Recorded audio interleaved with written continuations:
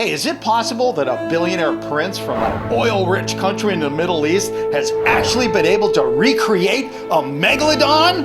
This calls for an investigation. Hey guys, Bill here. As many of you already know, I have been on the hunt for evidence proving that megalodons still exist today. I mean, if you've even been at Bill's channel since, like, say, subscriber 500,000, you know this is a big issue with me. And I have to say that a lot of you guys have responded earnestly and honestly, but unfortunately, every single thing that gets sent in is a big fat fake. So you can imagine my excitement when I received this screenshot of a news story on CNN about a Dubai billionaire prince who found a way to resurrect the megalodon. And not only that, there's a picture claiming to show this new megalodon in a huge aquarium in Dubai. The screenshot was sent to me by a young man who goes by the name of Sharkbait. He wrote, "Bill, can you tell me if this is real or fake?" Well, Mr. Bait, you know, when I first heard this, I was like, no way. But then again, that screenshot you sent in was from the front page of CNN, a very big, reliable news source. Unless you are Fox, which in that case well, that's a whole different debate. But anyway, in addition to this, I've also been reading a lot of stuff lately about something called resurrection biology. Now, that's a method where scientists are now able to bring extinct species back to life using DNA from their dead bones or whatever they can find. It's a little complicated, but they call it de-extinction. And scientists have already brought back an extinct goat called a bucardo. They did it by collecting frozen cells from the corpse of a bucardo to create an embryo.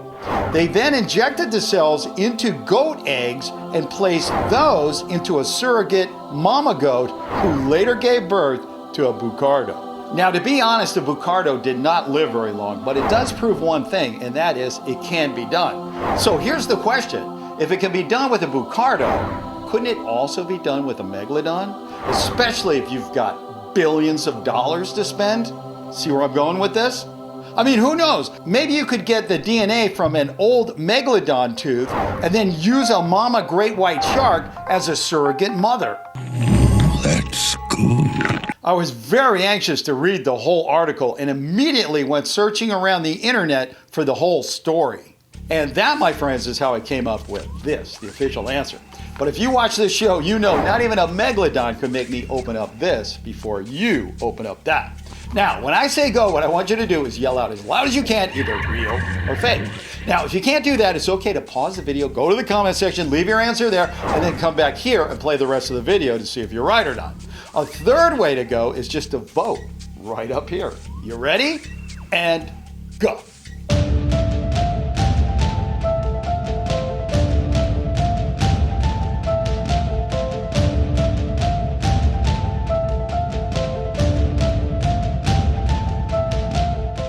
Okay, did you do it? Good, because without any further delays, I'm gonna get right into this envelope. No other pictures, no other videos, nothing, because actually, I am really excited to learn about this. I mean, if there is a megalodon back in this world, I wanna be the first YouTuber to go to Dubai, jump in that tank with a GoPro, and get some up-close evidence. Well, actually, I'll probably be on the other side of the glass, but hey, that's good enough. Anyway, let's see what it says here. The news article claiming a billionaire prince was able to recreate a megalodon has been carefully examined. I haven't been this excited about the answer for a long time. Anyway, based on all the evidence presented, we have determined that the story is, and this is more than I expected, so fake, it's funny!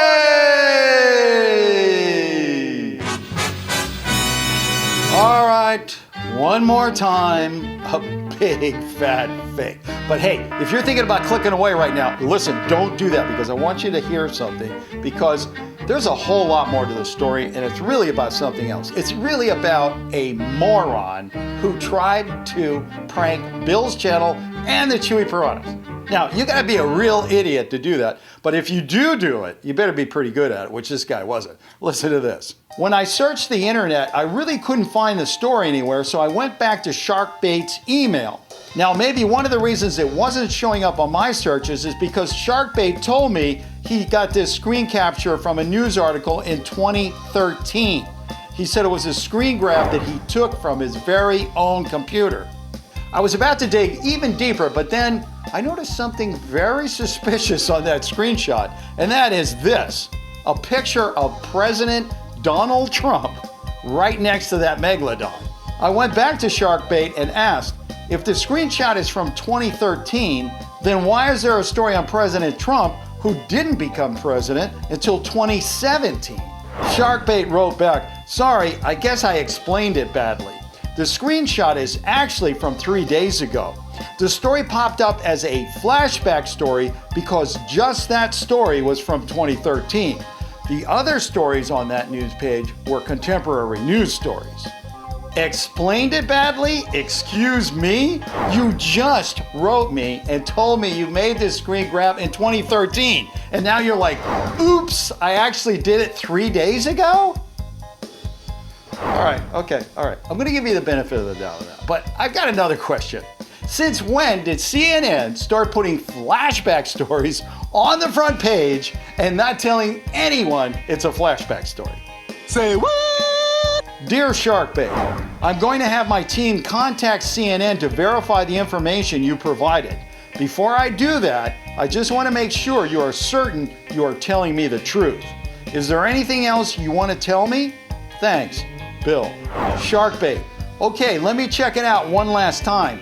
Like I said, I wasn't the one to take the screenshot, and I also mentioned that my friend could have been playing a trick on me.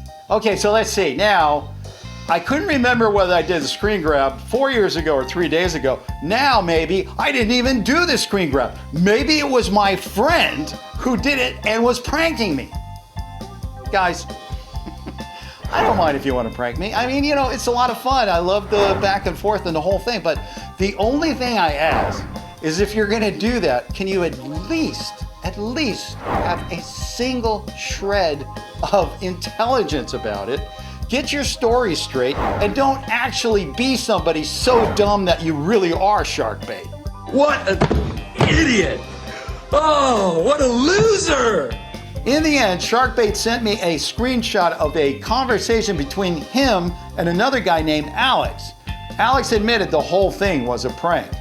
Even though Sharkbait blamed the whole thing on Alex, he followed up by sending me all the pictures he used to create the prank and apologized for wasting my time. The so-called megalodon in the picture was really a great white, and the aquarium is actually in Japan, not Dubai. And so, my friends, I think the real lesson of our video today is how easily fake news can be cooked up. I mean, if a kid as young as Sharkbait here can cook up some fake news, can you imagine what professionals can do? I mean, that's pretty scary.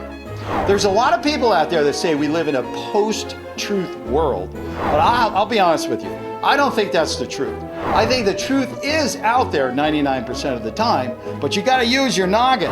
You gotta look for second sources, you gotta think critically, and most of all, you have to watch Real or Fake. See you next time.